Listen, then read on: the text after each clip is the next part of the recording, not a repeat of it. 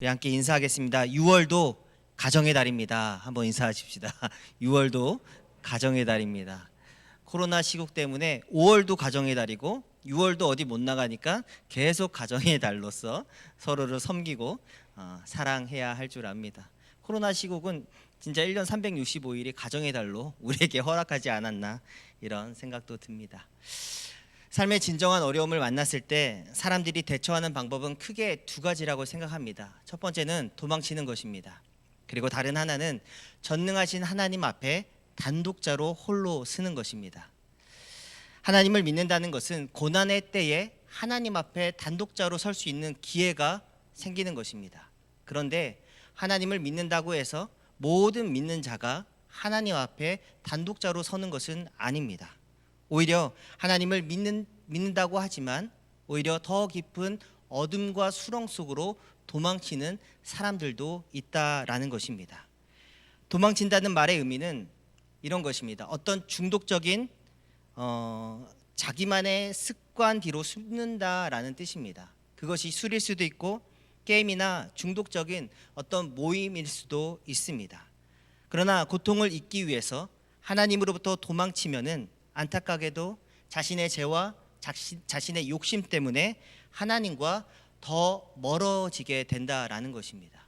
우리 시편 139편 11절과 12절을 함께 읽어보겠습니다. 시작. 내가 혹시 말하기를 흑암이 반드시 나를 덮고 나를 두름 비침 밤이 되리라 할지라도 주에게서는 흑암이 숨기지 못하며 밤이 낮과 같이 비추이나니 주에게는 흑암과 빛이 같음이니이다. 내가 하나님을 믿고 우리가 하나님을 믿는 것이 그 믿는 것이 참으로 감사한 것은 칠흑 같은 어둠이 그 문제가 나를 덮고 나를 짓누르고 있어도 하나님은 그 문제 너머에 있는 나를 여전히 바라보시고 돌보신다라는 것입니다. 이 진리를 믿는 성도들은 도망치지 아니합니다.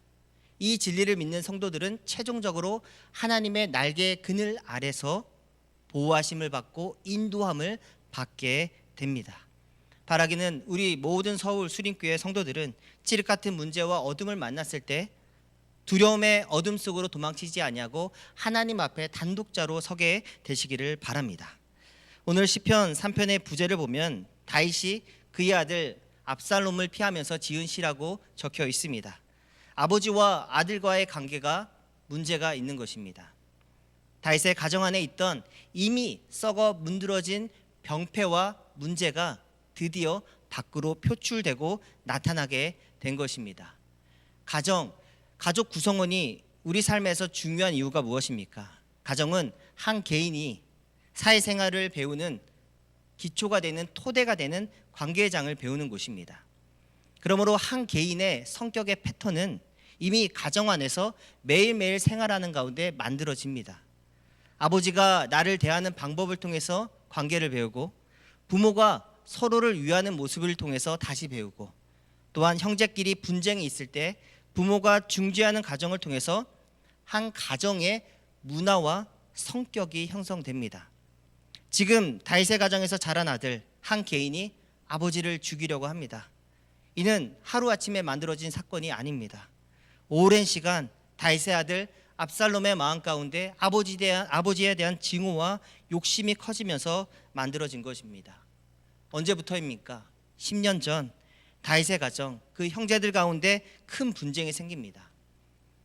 아들 압살롬과 또한 그의 누이 다말, 그리고 배다른 형제였던 암논이 다말의 미모에 이성을 잃고 그녀를 욕보이게 하는 사건이 터집니다. 이때 아버지 다윗의 역할은 참으로 중요합니다. 그러나 성경은 다윗이 어떠한 직접적인 중재를 하지 않았다라고 언급합니다. 반면에 아들 압살롬은 굉장히 냉철하고 냉정하게 자신의 누이 다말을 위해 살인 음모를 계획합니다. 자신의 배다른 형제이자 자신의 누이를 욕보인 암논을 잔혹하게 살해까지 합니다. 그리고 이때 역시도 아버지 다윗의 역할 참으로 중요합니다. 그러나 다윗이 이 과정에서도 어떻게 합니까?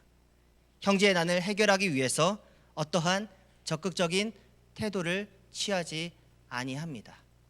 그리고 그 틈을 타서 압살롬은 자신의 어머니의 고향인 구슬로 도망을 갑니다. 그렇게 3년이란 시간이 흐릅니다. 불안함에 속이 타는 압살롬은 3년이라는 그 시간을 유랑 생활 끝에 다시 아버지 다윗의 성으로 돌아오게 된다라는 허락을 듣게 됩니다. 그러나 돌아온 압살롬을 아버지 다윗이 어떻게 합니까? 만나주지 아니합니다.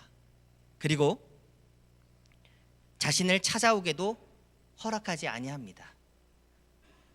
압살롬이 느꼈을 비굴함과 또한 버림받은 감정, 차라리 아버지가 자신을 욕하고 때리고 벌을 주면 좋을 것만 그렇게 하지 아니합니다.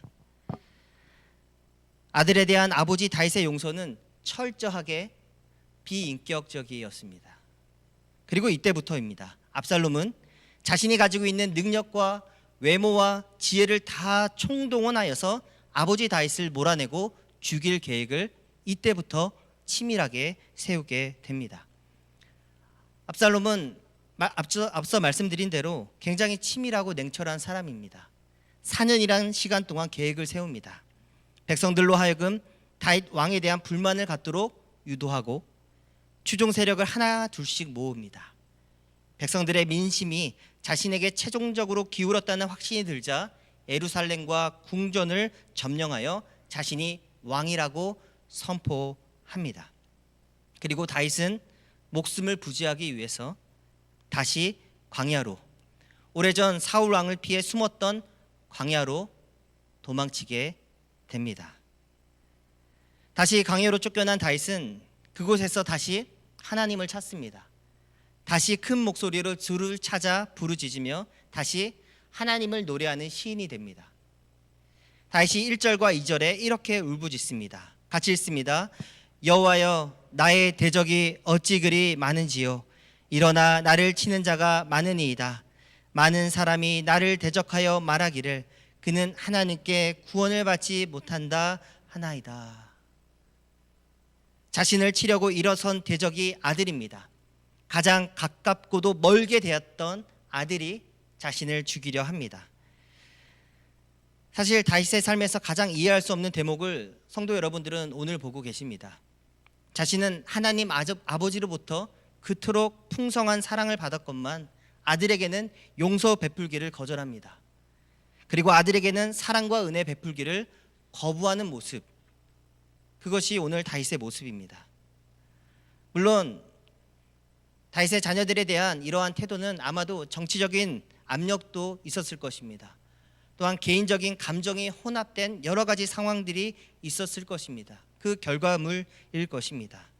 그런데 오늘 시편 4편을 살펴보는 이유는 광야에 버려진 다윗은 사랑과 은혜 베풀기를 거절했던 자신의 완고한 마음을 광야에서 하나님과의 관계에서 깨닫게 되었다라는 것입니다. 시편 3편의 전체적인 총괄적인 주제는 구원입니다. 1절과 2절에 하나님의 구원을 갈망하면서 기도를 시작하는 다윗은 7절에서 나를 구원하여 주소서, 나를 구원하여 주소서라고 간청이 이어지고 8절에서는 자신에게 맡겨진 백성을 구원해 달라고 기도합니다. 나를 구원해 주시고 그리고 너를 구원해 주시고 하나님 이 백성을 구원해 달라는 기도가 시편 3편에 꽉 잡혀 있습니다. 그리고 바로 이 부분, 다윗의 마음 가운데 아들에 대한 마음, 또한 자신으로 말미암아 고통받는 백성의 처지를 생각하고 그들을 구원해 달라는 기도, 이것이 다윗이 하나님 앞에 회복되고 있다라는 그 시작점이 됩니다. 백성의 지도자이자 한 아들의 아버지인 자신의 잘못으로 인해 고통받는 백성들을 오직 하나님만이 구원해 주실 수 있다라는 믿음이 그의 마음 가운데 올라오게 된 것입니다. 7절과 8절의 말씀을 함께 읽어보도록 하겠습니다. 시작. 여호와여 일어나소서, 나의 하나님이여 나를 구원하소서. 주께서 나의 모든 원수의 뺨을 치시며 악인의 일을 꺾으셨나이다. 구원은 여호와께 있사오니 주의 복을 주의 백성에게 내리소서. 구원은 여호와께 있사오니 주의 복을, 주의 구원을 주의 백성에게 내려달라고 기도합니다. 이처럼 다윗은 하나님의 은혜로 이제라도 정신을 차리고 드디어 고난 중에 왕의 기도를 회복합니다. 왕다운 기도를 회복합니다. 그리고 아버지다운 기도를 회복합니다. 왕으로서 당연히 백성을 위해 해야 될 기도, 그리고 아버지로서 아들과 자녀들을 위해 해야 될 기도를 회복하게 됩니다. 특별히 다윗이 악인의 일을 꺾어달라고 하나님께 올린 기도는 악인의 건세를, 그의 기세를 잠잠케 해달라는 기도입니다. 이빨 빠진 호랑이가 무섭지 않듯이 다윗은 대적의 기세를 꺾어달라고 기도합니다. 그리고 이 기도의 요청은 최종적으로 자신의 아들 압살롬을 살려달라고, 구원해달라는 기도의 요청입니다. 이 부분을 알 수 있는 대목이 사무엘하 18장 5절에 있습니다. 다윗은 자신을 위하여 아들 압살롬을 너그러이 대하고 죽이지 말고 생포해달라고 군사들에게 요청을 합니다. 그리고 다윗의 기도가 어떻게 응답을 받습니까? 다윗의 기도는 하나님께로부터 응답받습니다. 사무엘하 18장 9절에 압살롬이 다윗의 부하들과 마주치니라. 압살롬이 노새를 탔는데 그 노새가 큰 상수리 나무 번성한 가지 아래로 지날 때에 압살롬의 머리가 그 상수리 나무에 걸림에 그가 공중과 그 땅 사이에 달리고 그가 탔던 노새는 그 아래로 빠져나간지라. 지금 이 모습은, 이것은 누가 뭐라고 해도 하나님이 압살롬을 생포하신 것입니다. 하나님께서 압살롬을 너그러이 잡아주신 것입니다. 군사들의 지혜와 힘으로 압살롬을 잡은 것이 아니라 하나님께서 그를 거기에 잡아두신 것입니다. 다윗이 하나님께 올린 기도가 응답된 것입니다. 그런데 누군가 왕의 명령을 어기고 압살롬을 그 자리에서 처참하게 죽입니다. 누구입니까? 바로 요압 장군입니다. 요압은 다윗의 군대 장수로서 그 사람됨이 매우 강교한 사람이었습니다. 그리고 요압의 강교함, 그를 사용하고 그를 이용했던 사람은 또한 다윗이기도 했습니다. 어떤 사건입니까? 사무엘하 11장의 밧세바 사건을 다윗은 요압을 통해 은폐하고 축소하고 그리고 살인을 교사했습니다. 그러므로 다윗의 기도에 대한 하나님의 응답은 자신이 만든 사람, 강교한 사람 요압으로 인해서 철저하게 무너지고 망가지고 그의 아들이 죽게 됩니다. 사무엘하 18장 14, 15절에 이러한 말씀이 있습니다. 요압이 손에 작은 창 셋을 가지고 가서 상수리 나무 가운데서 아직 살아있는, 저는 이 부분이 너무 가슴이 아픕니다. 아직 살아있는 압살롬의 심장을 찌르니 요압의 무기를 든 청년 10명이 그를 에워싸고 죽입니다. 죽은 아들 앞에 다윗이 이렇게 울부짖습니다. 우리 사무엘하 18장 33절의 말씀을 함께 같이 읽어보도록 하겠습니다. 시작. 왕의 마음이 심히 아파 문 위층으로 올라가서 우니라. 그가 올라갈 때 말하기를 내 아들 압살롬아, 내 아들 압살롬아, 차라리 내가 너를 대신하여 죽었다면 압살롬 내 아들아 하였더라. 그러므로 1절에 여호와여 나의 대적이 어찌 그리 많습니까? 라는 이 고백은 사실 굉장히 복합적인 고백입니다. 단순히 그 대적이 그 아들을 의미하지 않습니다. 내부의 적, 자신이 만든 괴물 요압을 의미하기도 하고, 또한 받은 사랑을 베풀고 나누어 주지 못한 자신의 강팍한 마음이 자신의 적이기도 했습니다.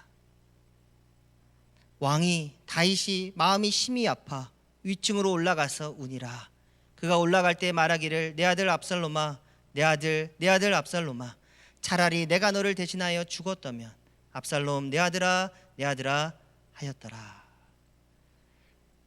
예전에 미처 몰랐어요 라는 시가 있습니다. 일제강점기에 김소월 시인이 쓴 시입니다. 봄 가을 없이 밤마다 돋는 달도 예전에 미처 몰랐어요. 이렇게 사무치게 그리울 줄도 예전엔 미처 몰랐어요. 그리고 달이 앞만 밝아도 쳐다볼 줄을 예전엔 미처 몰랐어요.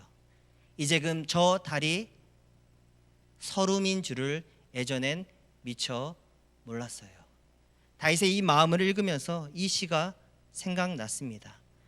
다윗도 미처 몰랐던 아들에 대한 그리움이 그가 죽고 나서야 이렇게 사무치게 그리우게 될 줄을 다윗도 몰랐다라는 것입니다. 다윗은 아들을 잃고 나서야 깨닫게 됩니다. 그리고 다윗은 대적의 기세가 아예 꺾이고 죽어버린 지금은 다윗의 이 고백은, 이 눈물은 다른 눈물이 아니라 피 눈물이라는 것입니다. 지난주에 꿈을 하나 꿨습니다. 그냥 개인적인 꿈이었습니다. 특별한 어떤 의미가 있는 것은 절대 아닙니다. 잠을 저희 4살 된 애온이의 꿈을 꿨습니다. 저희 애온이가 여자아이인데 굉장히 담대합니다. 그래서 어디 수영장에 가도 담대하게 물에 뛰어들고, 그래서 건져 올리고, 그리고 어디 옥상 높은데 집에서나 그런 데서도 베란다에 막 올라가서 보려고 하고, 용기가 참 담대함이 대단합니다. 근데 부모 입장에서 가슴이 늘 철렁합니다. 근데 꿈을 꿨는데 애원이와 제가 어느 옥상에 올라갔습니다. 근데 아이가 난간을 넘어서 매달려 있는 것입니다. 그래서 제가 깜짝 놀라서 달려가려는 순간 힘을 잃고 아이가 뚝 떨어진 것입니다. 근데 제가 알잖아요, 지금 이게 꿈인 것을. 그래서 제가 눈을 확 떠버렸습니다. 그리고 정말 사시나무 떨듯이 벌벌 떨었습니다. 꿈인 걸 알고 눈을 떴는데 아이가 떨어지는 순간 너무 무서워서 눈을 떴고, 그리고 벌벌 떨고 있는 제 모습을 봤습니다. 시계를 보니 새벽 4시였습니다. 그리고 아이가 어디 있지 하고 아이의 발을 잡고 다시 잠들었습니다. 그리고 아침에 아이가 일어나서 그러는 것입니다. 아빠 왜 내 발 잡고 자? 야 이놈아. 꿈이었는데 너무 생생했고 너무 무서웠고, 그리고 벌벌 떨고 있는 제 자신이 느껴졌습니다. 꿈에서조차도 자녀를 먼저 보낸다는 것이 이렇게 무서운데, 시편 3편은 다윗이 아들에게 공격을 받고 또한 아들이 먼저 죽는 그 가운데서 탄식과 피눈물이 섞여 있는 그의 기도이자 시이자 하나님께 올려드린 찬송이었다라는 것을 우리가 잊어서는 안 됩니다. 마지막으로 시편 3편의 말씀 안에는 평생 자신을 괴롭힐 수밖에 없는 상황에 몰린 다윗이, 그렇죠? 평생 자신을 괴롭힐 수밖에 없는 상황에 자신이 몰린 것입니다. 아들의 공격을 받고 그 아들이 또한 죽습니다.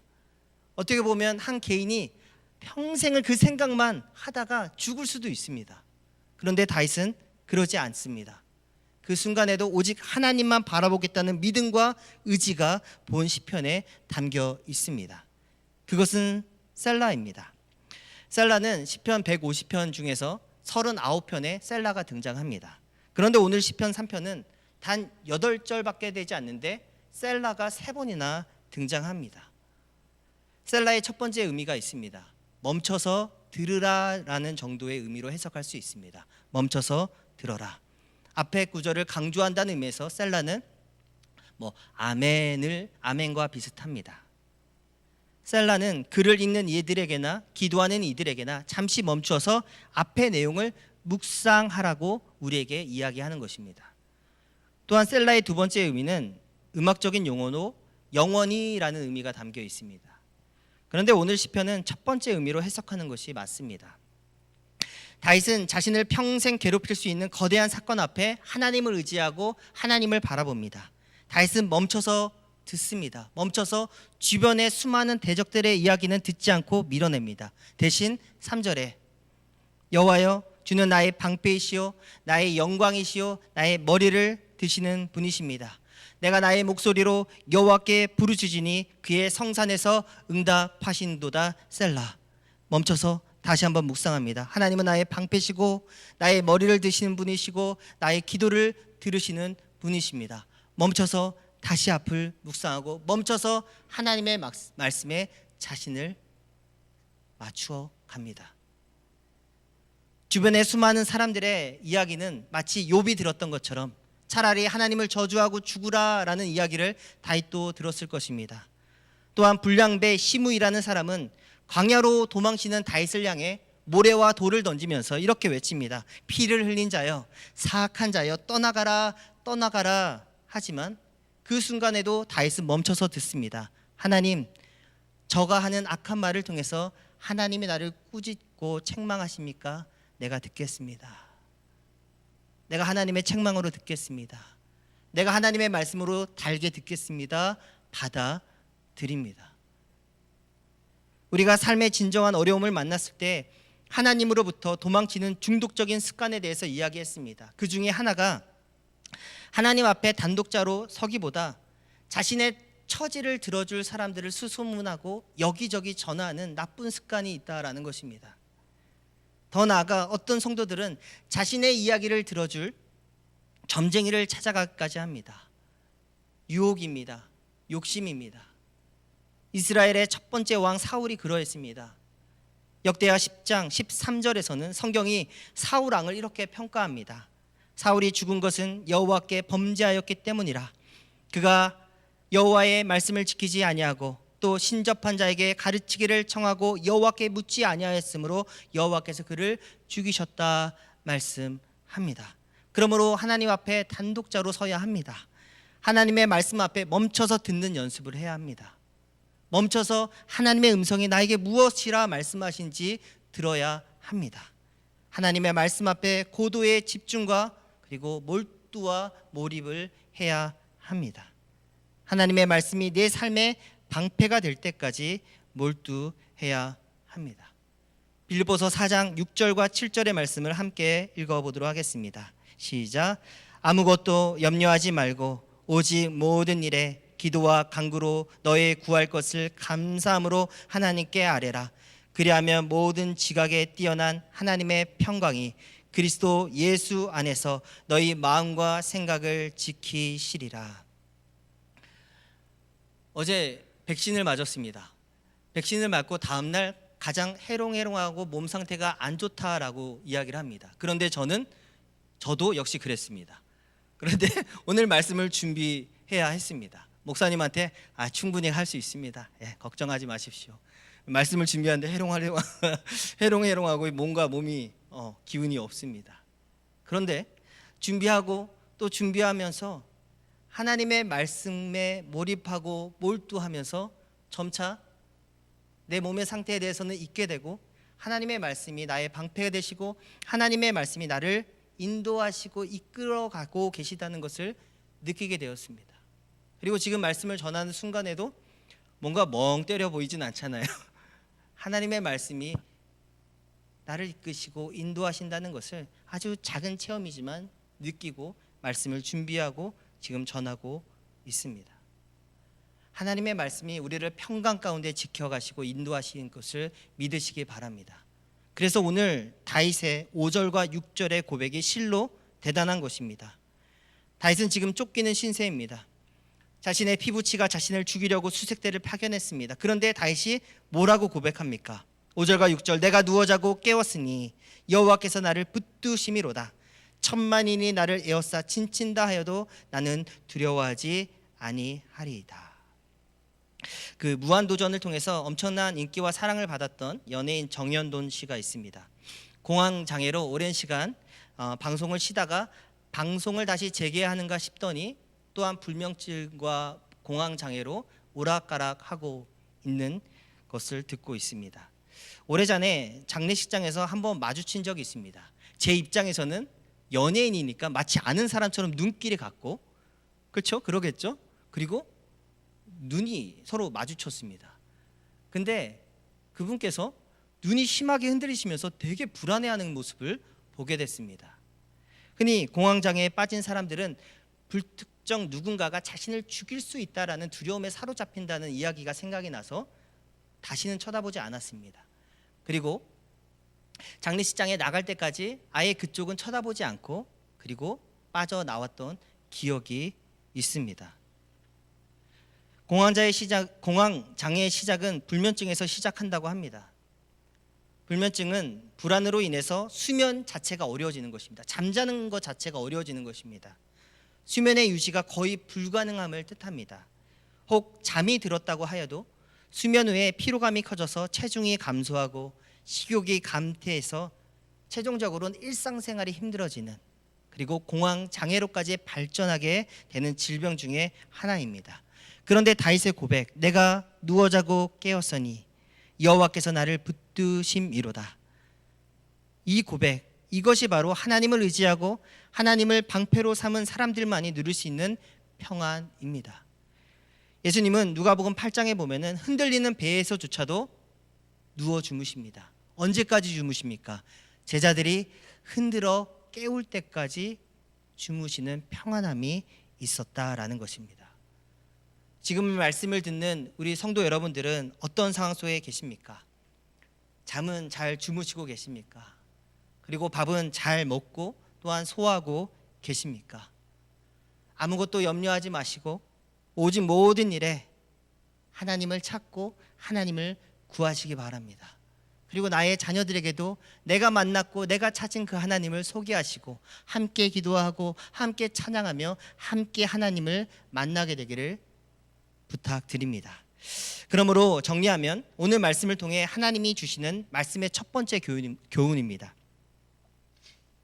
아무리 하나님의 은혜로 능력으로 왕이 되고 어느 전쟁에서건 승승장구하더라도 하나님 아버지로부터 받은 사랑과 은혜를 자녀들에게, 내 주변 사람들에게 나누어 주지 못하면 고이고 썩고 죽는다라는 것입니다.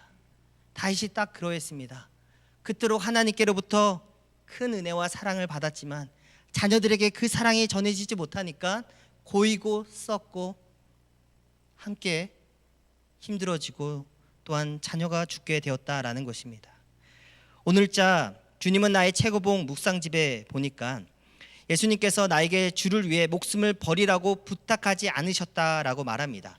무슨 뜻인가 하고 계속 읽어보니까 대신 예수님은 매일의 일상생활 속에서 하나님의 뜻을 행하라고 자신을 내려놓으라고는 부탁하셨다라고 이야기합니다.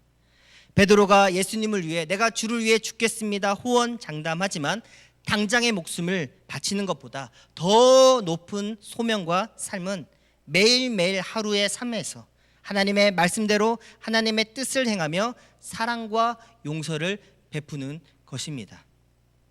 다윗은 자신이 하나님께로부터 받은 사랑과 은혜 베풀기를 거절했던 그 자신의 완고함을 아들 압살롬이 죽고 나서야 깨닫습니다.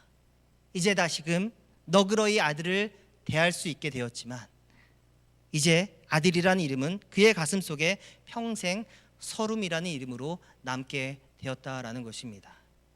그러므로 성도 여러분, 하나님께로부터 받은 그 큰 사랑을 내 안에만 있게 하지 마시고 공유하시고 나눠주시고 너그러이 자녀들에게, 내 주변 성도들에게 나눠주시기를 부탁드립니다.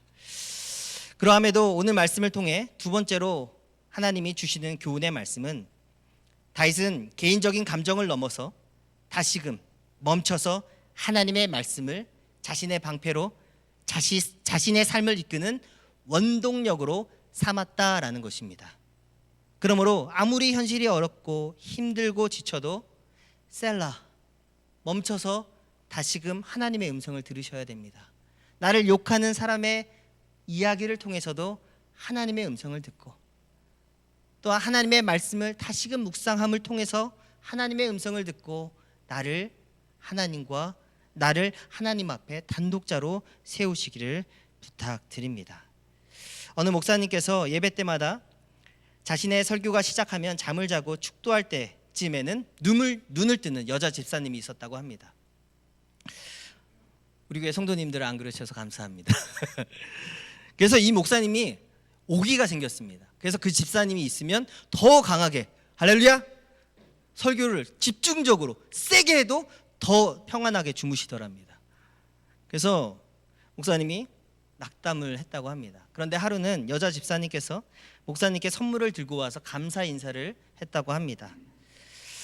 오랜 시간 불면증으로 수십 년을 고생하고 힘들었는데 이 교회에 와서 목사님의 설교만 들으면 자신이 평생 자지 못했던 그 꿀잠을 단잠을 잤다고 감사하다고 인사를 하더랍니다. 이야기를 들으면서 저는 참 슬프고도 웃기다, 슬프고도 웃기다, 우프다라고 요즘에 표현하죠. 그런 마음이 들었습니다.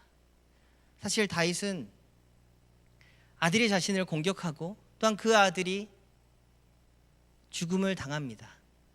사실 평생을 그 고통과 괴로움 속에서 항상 그 생각이 리플레이 되겠죠. 혹은 잠을 자기가 쉽지 않았을 것입니다. 그런데 하나님 앞에 단독자로 서면서 하나님의 말씀이 나의 영혼을 깨우기도 하지만 하나님의 말씀이 나에게 평안을 주고 나에게 일상의 잠을 주고 또한 일상의 평정심을 주심을 믿고 하나님을 의지하고 하나님께로 더 가까이 나아갔다라는 것입니다. 성도 여러분, 하나님 앞에 단독자로 서시기 바랍니다.